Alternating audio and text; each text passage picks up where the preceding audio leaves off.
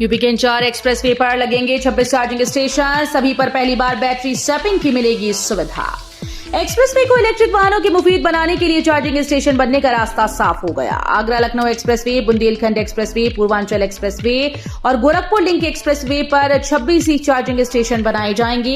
ये station Adani total energy के जरिए बनाए जाएंगे। इन स्टेशन पर बैटरी स्वैपिंग सिस्टम यानी बैटरी बदलने की सुविधा भी दी जाएगी। यूपी के बेरोजगार युवाओं के लिए खुशखबरी। लखनऊ, नोएडा समेत इन शहरों में कंडक्टर की भर्ती शुरू। बेरोजगार युवाओं के लिए बड़ी खबर है। रोडवेज में संविदा पर 1649 बस कंडक्टर्स की भर्ती होने जा रही है। प्रदेश के 6 क्षेत्रों में हो रही यह भर्ती सेवा योजन पोर्टल के जरिए होगी। सेवा प्रदाता कंपनी क्षेत्रीय स्तर पर सेवा योजन कार्यालय से नाम लेकर भर्ती की सूची जारी करेगा। बावजूद सीधी भर्ती कराने के नाम पर गैंग सक्रिय हो गया है। लखनऊ एयरपोर्ट शुरू हुआ नया टर्मिनल T3। पीएम मोदी ने रिमोट से किया शुभारंभ। लखनऊ एयरपोर्ट के नए टर्मिनल का शुभारंभ हो गया है। इस टर्मिनल को T3 के नाम से जाना जाएगा। नए टर्मिनल T3 का पीएम नरेंद्र मोदी ने आजमगढ़ से रिमोट से शुभारंभ किया। इसी के साथ साथ उन्होंने लखनऊ से यूपी के 5 जिलों के सस्ती उड़ानों का भी शुभारंभ किया। इस अवसर पर अमौसी एयरपोर्ट पर रक्षा मंत्री राजनाथ सिंह उपस्थित रहे। 8,000 युवाओं को मिला जॉब का ऑफर। रक्षा मंत्री राजनाथ सिंह ने चयनित युवाओं को दिए सर्टिफिकेट। लखनऊ विश्वविद्यालय परिसर में रविवार को कौशल महोत्सव रोजगार मेले का समापन हुआ। मुख्य अतिथि रक्षा मंत्री राजनाथ सिंह ने रोजगार मेले में चयनित युवाओं को जॉब ऑफर सर्टिफिकेट दिए। इस दौरान उन्होंने कहा कि रोजगार से युवाओं के बेहतर भविष्य व उनके परिवार की जीवन शैली में सुधार होगा। लखनऊ के रास्ते मुरादाबाद को दुबई से एयर कनेक्टिविटी, खुलेंगे भविष्य के द्वार। मुरादाबाद हवाई अड्डे के लोकार्पण के साथ पीतल नगरी को एक और सौगात मिलने जा रही है। लखनऊ की फ्लाइट के जरिए मुरादाबाद के लोगों को दुबई व मस्कट जैसे शहरों के लिए एयर कनेक्टिविटी मिलेगी। मुरादाबाद से टेक ऑफ करने के बाद विमान लखनऊ के चौधरी चरण सिंह अंतर्राष्ट्रीय हवाई अड्डे पर लैंड करेंगी। परिषदीय स्कूल में नए सत्र से बच्चे पढ़ेंगे कंप्यूटर, पाठ्यक्रम में बदलाव। परिषदीय विद्यालयों में नए सत्र से बच्चे कंप्यूटर का ज्ञान सीखेंगे। इसके लिए SCERT ने पाठ्यक्रम में बदलाव किया है। 6वीं से 8वीं कक्षा तक के बच्चे पढ़ाई करेंगे। इसके लिए विज्ञान विषय में डिजिटल लिटरेसी अध्याय को जोड़ा गया। नए सत्र से विद्यार्थियों को इसकी किताबें उपलब्ध होंगी। राष्ट्रीय शिक्षा नीति में कंप्यूटर ज्ञान को प्राथमिकता दी जा रही है। बिजली बकाया पर कटे कनेक्शन पर भी हर महीने देने होंगे बिल, आदेश जारी। यूपी में बिजली बकाये पर अस्थायी रूप से कटे कनेक्शन भी हर माह बिल बनेगा। मीटर रीडर मोबाइल ऐप के माध्यम से ऐसे उपभोक्ताओं को फिक्स चार्ज का बिल थमाएगा। पावर कॉर्पोरेशन ने सभी डिस्कॉम के MD को आदेश जारी कर दिया है। बिजली विभाग रोजाना बकाये पर बिजली के खंभे से अस्थायी रूप से कनेक्शन काट देता है। इस दौरान परिसर पर मीटर लगा रहता है, लेकिन मीटर रीडर ऐसे उपभोक्ताओं की रीडिंग नहीं कर पाता। यूपी के सरकारी कर्मचारियों पेंशनर्स के लिए खुशखबरी। बढ़ी दर से DADR भुगतान की तैयारी। केंद्रीय कर्मचारियों के महंगाई भत्ते में 4% वृद्धि की घोषणा के बाद यूपी में योगी आदित्यनाथ सरकार अपने लाखों कर्मचारियों को बड़ी दर से महंगाई भत्ते के भुगतान का आदेश जल्द जारी करने की तैयारी में है। आज सोमवार को इससे संबंधित फाइल तैयार की जाएगी। मुख्यमंत्री योगी आदित्यनाथ की स्वीकृति मिलने के बाद मार्च माह का वेतन, जिसका भुगतान अप्रैल में होगा, उसके साथ बड़े DA के नकद भुगतान का आदेश जारी किए जाने का अनुमान है। यूपी की हर सड़क पर दौड़ेगी रोडवेज। जहां के लिए चलेगी बस, वहीं के होंगे ड्राइवर और परिचालक। परिवहन मंत्री दयाशंकर सिंह ने कहा कि रोडवेज बसेस को तेजी से विस्तार किया जा रहा है। जल्दी प्रदेश के हर गांव तक बसेस की पहुंच हो जाएगी। इसके लिए 1600 नए रूट चिन्हित किए गए। करीब 25,000 बसेस की आवश्यकता होगी। इनमें से 10,000 की उपलब्धता हो भी गई है। सीएम योगी ने ली फिर सांसद की चुटकी। कहा रामगढ़ताल पर रवि किशन ने एक मकान हथिया लिया है। नगर निगम की विकास परियोजनाओं का सीएम योगी ने रविवार को शिलान्यास किया। संबोधन के दौरान सांसद रवि किशन की चुटकी ली। कहा 7 साल पहले रामगढ़ताल के पास जाने से लोग डरते थे, लेकिन अब माहौल बदल गया। अब वहां फिल्मों की शूटिंग हो रही है, लोग सेल्फी लेते हैं। यही नहीं, स्टार रवि किशन ने भी अपना ठिकाना बना लिया है। यूपी के शहर में बनेगा नया बस स्टैंड। लखनऊ भेजा गया नक्शा, जल्द शुरू होगा निर्माण। GT रोड पर बस स्टैंड पर बसेस की संख्या बहुत कम है। ऐसे में डिपो में आने वाली सभी बसेस खड़ी होना मुश्किल है।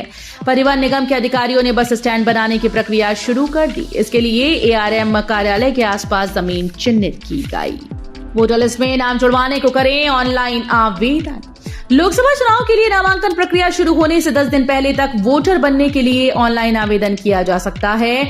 इसके लिए चुनाव आयोग की वेबसाइट पर आवेदन किया जा सकता है। ऑफलाइन फॉर्म 6 भरकर BLO के पास जमा कर सकते हैं। मुरादाबाद में मतदाता सूची के पुनरीक्षण के बाद अंतिम मतदाता सूची का प्रकाशन हो चुका है। जातिवाद और परिवारवाद के भरोसे बैठे इंडी गठबंधन की नींद उड़ी। आजमगढ़ से विपक्ष पर गरजे मोदी।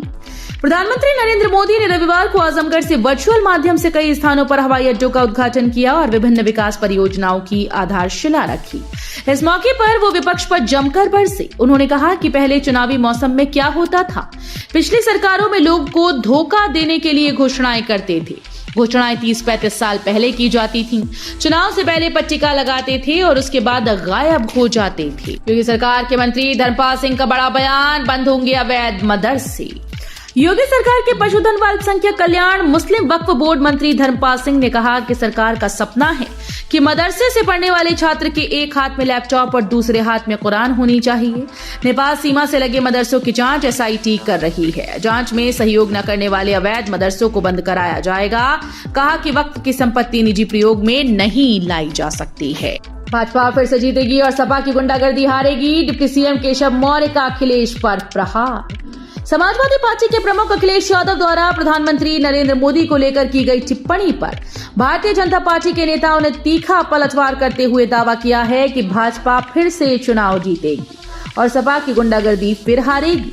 उत्तर प्रदेश के उप मुख्यमंत्री और भाजपा के वरिष्ठ नेता केशव प्रसाद मौर्य ने रविवार को सोशल मीडिया मंच X पर कहा कि सपा मुखिया अखिलेश यादव जी ध्यान रखें कि प्रधानमंत्री नरेंद्र मोदी जी भारत ही नहीं विश्व के सबसे लोकप्रिय नेता हैं। CCTV कैमरे की निगरानी में 55 केंद्रों पर जांची जाएंगी कॉपी। 16 से 31 तक चलेगी प्रक्रिया।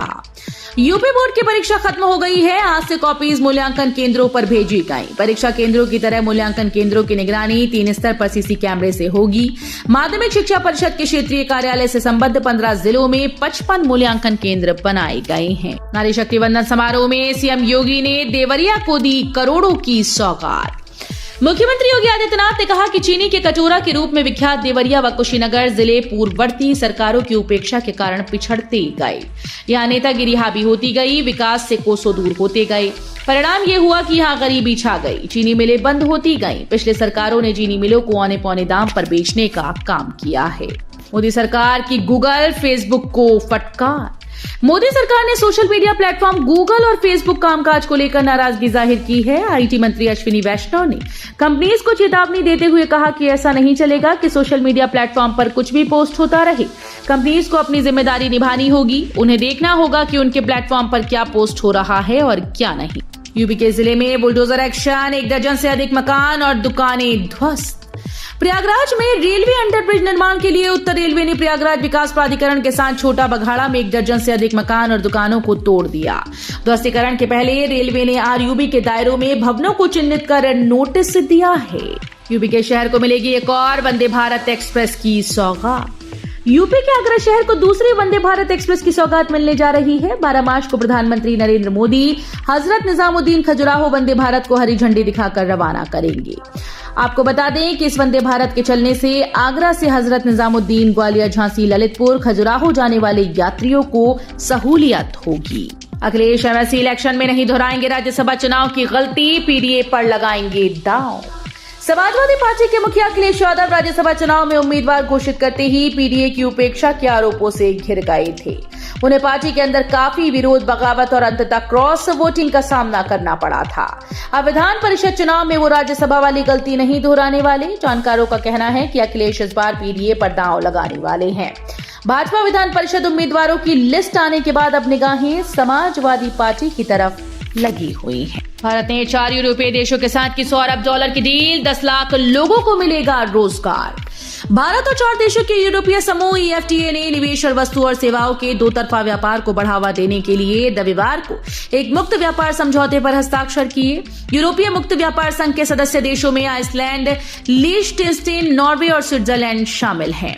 भारत ने शर्त रखी थी कि एग्रीमेंट लागू होने के बाद 10 साल में ये देश भारत में $50 अरब का निवेश करेंगे। ICC टेस्ट रैंकिंग में भारत फिर बना नंबर 1। रोहित एंड ब्रिगेड ने 3 फॉर्मेट में हासिल की बादशाहत।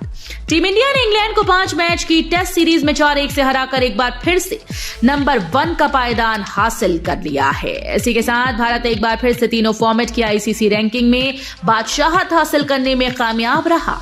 भारत ने ऑस्ट्रेलिया से नंबर 1 टेस्ट टीम का ताज छीना है। धर्मशाला टेस्ट में इंग्लैंड को पारी और 64 रनों से धूल चटाने के बाद भारत की आईसीसी टेस्ट रैंकिंग में 122 रेटिंग हो गई है। वहीं ऑस्ट्रेलिया अब 117 रेटिंग के साथ दूसरे पायदान पर है। भारत और ईएफटीए के बीच हुआ $100 अरब का फ्री ट्रेड एग्रीमेंट। भारत और 4 देशों के यूरोपीय संगठन ईएफटीए के बीच आज फ्री ट्रेड एग्रीमेंट होने जा रहा है। इस समझौते में गुड्स, सर्विसेज और इन्वेस्टमेंट शामिल हैं। इन सदस्य देशों में आइसलैंड, लाइकेस्टाइन, नॉर्वे और स्विट्जरलैंड शामिल हैं। इस एग्रीमेंट के भारत और इन देशों के बीच वस्तुओं, सेवा और निवेश में व्यापार आसानी से बढ़ाया जा सकेगा। यूपी के शहर में नजूल भूमि पर बनेंगी दुकानें, तैयार करेगा निगम। नजूल के छोटे भूखंडों पर नगर निगम स्थायी दुकान बनाने की योजना बना रहा है। ये वो भूखंड होंगे जिनका दायरा 40 से 100 वर्ग मीटर के आसपास है। नगर निगम नजूल विभाग की ओर से किस क्षेत्र में छोटे भूखंड हैं, उनकी सूची अप्रैल से तैयार की जाएगी।